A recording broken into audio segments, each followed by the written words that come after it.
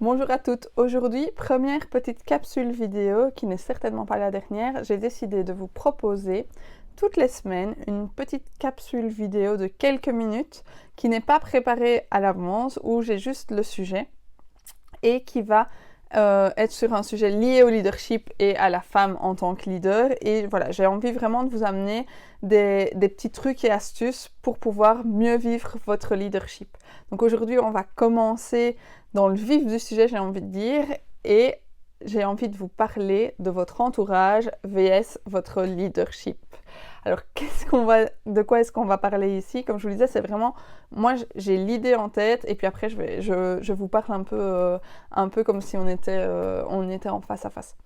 Donc, votre entourage, pourquoi est-ce que c'est important dans votre leadership et pourquoi est-ce que j'ai envie de vous en parler? Parce que j'ai remarqué que beaucoup de mes coachés ou des personnes en tout cas que j'accompagne me disent j'ai un problème. Je suis dans mon job, je suis bien dans ce que je fais, j'ai des équipes, ça fonctionne, mais au niveau de mon entourage, on ne me comprend pas nécessairement, on ne sait pas exactement ce que je fais, j'ai l'impression qu'on me soutient par défaut, mais que on n'est pas très enthousiaste à l'idée de ce que je fais. Moi, j'accompagne beaucoup d'entrepreneurs et de femmes leaders, et elles me disent, voilà, mon entourage, mes enfants, fatalement, mes enfants, ils n'ont pas à trop prendre position sur ce que je fais, mais même mon conjoint, etc., parfois, je ressens que ils sont pas persuadés de ce que je fais et j'ai envie de changer ça. Alors, déjà, moi, j'avais envie de vous dire, vous n'êtes pas la seule. Moi, c'est déjà la xème personne qui me dit c'est un problème que je rencontre, donc zen avec ça, ça peut être normal. Et j'avais envie de vous dire, il y a plusieurs choses à mettre en place et en tout cas à vérifier qui peuvent expliquer pourquoi votre entourage n'adhère pas nécessairement à votre activité, à ce que vous faites en tout cas en tant que leader. La première chose que j'ai envie de vous dire, c'est est-ce que la personne sait exactement ce que vous faites?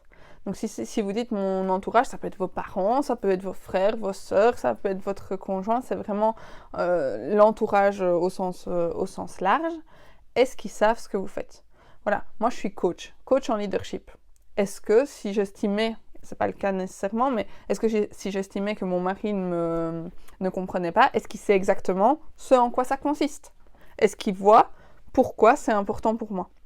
Donc, parfois, juste avoir une petite discussion et dire, voilà, moi je fais ça, ça correspond à telle et telle chose importante pour moi. Mon métier correspond à ça parce que, voilà, si on est plombier, on sait ce qu'on fait. Si on est coiffeuse, on sait aussi ce qu'on fait.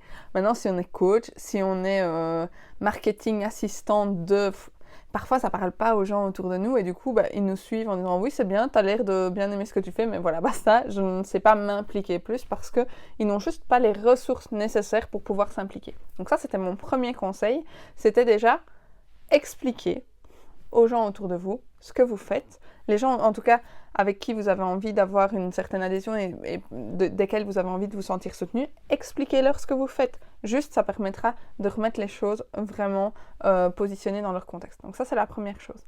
La deuxième chose, c'est aussi, et ça c'est une question très personnelle et qui doit vous être posée à vous, mais est-ce que vous avez confiance en vous?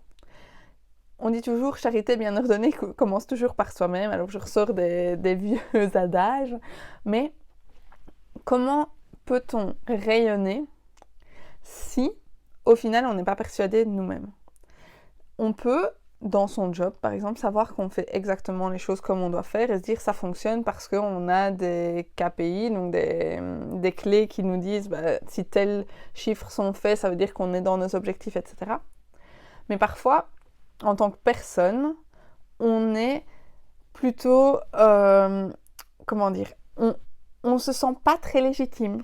Et donc, on va se dire, je sais que je le fais bien, mais je pourrais être mieux. Et souvent, avec son entourage, on est plus honnête. On met parfois une certaine barrière, même si je le recommande pas, mais au boulot, et avec son entourage, on est plus honnête. Et donc, le fait de montrer certaines failles et de ne pas croire nécessairement à 100% à soi, ça va faire que les autres ne vont pas croire nécessairement en nous non plus. S'ils sentent qu'il y a une faille, qu'on fait les choses parce qu'on a envie de les faire mais qu'on n'y croit pas à fond, d'office, vous n'allez pas savoir avoir l'adhésion des gens autour de vous. Moi, je vais vous donner mon exemple parce que je pars toujours d'exemples vécus. Moi, tant que je ne me suis pas dit je vais être maintenant coach à 100% parce que ça va être génial, parce que je vais donner de la valeur aux gens, parce que je vais pouvoir aider les gens autour de moi n'auraient pas su se dire oui, ça va être une bonne coach. J'en parlais, je disais oui, c'est bien, ça va être chouette peut-être à un moment. Les gens ne se sont jamais dit oui, mais tu dois te lancer parce que là, c'est super chouette.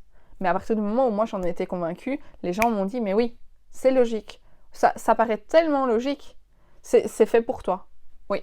Mais moi, j'en étais persuadée moi-même. Et donc vraiment, ça, c'était mon deuxième truc, astuce, appelez ça comme vous voulez. Mais il faut vraiment que vous puissiez vous positionner par vous-même, par rapport à vous-même.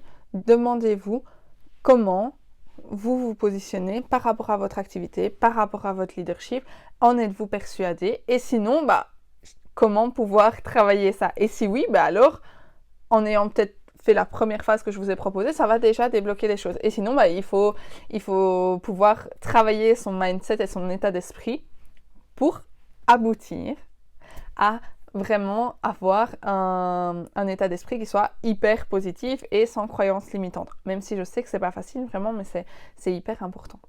Et la troisième chose que je voulais vous partager, c'est que très souvent, en tant que femme, il y a aussi ça chez les hommes, mais c'est moins flagrant.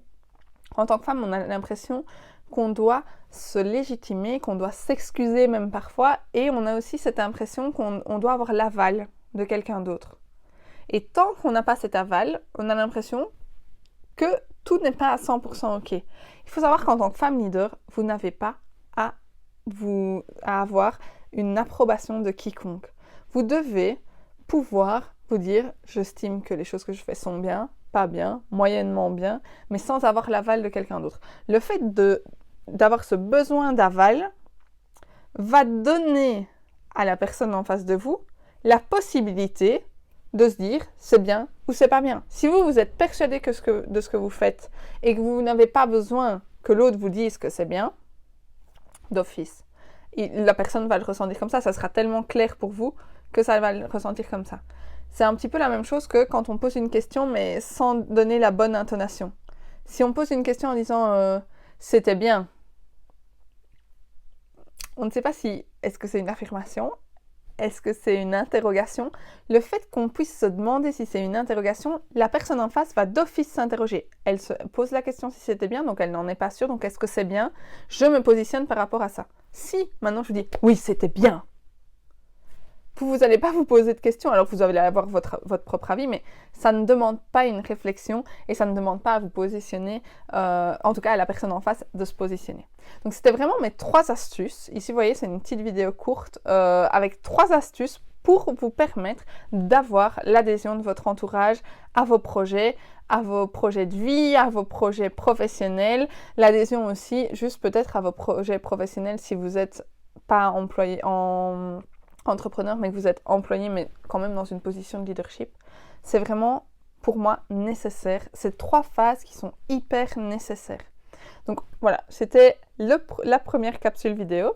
Vous allez en avoir ici chaque semaine, a priori le mercredi ou le vendredi. Donc je vous donne déjà rendez-vous la semaine prochaine pour une nouvelle capsule vidéo. N'hésitez pas, si vous avez aimé la vidéo, à la partager. Si vous voulez en discuter, si vous êtes d'accord ou pas d'accord avec moi, il n'y a pas de souci, vous pouvez ne pas être d'accord. On en discute, laissez-moi un commentaire, venez en message privé, c'est avec plaisir.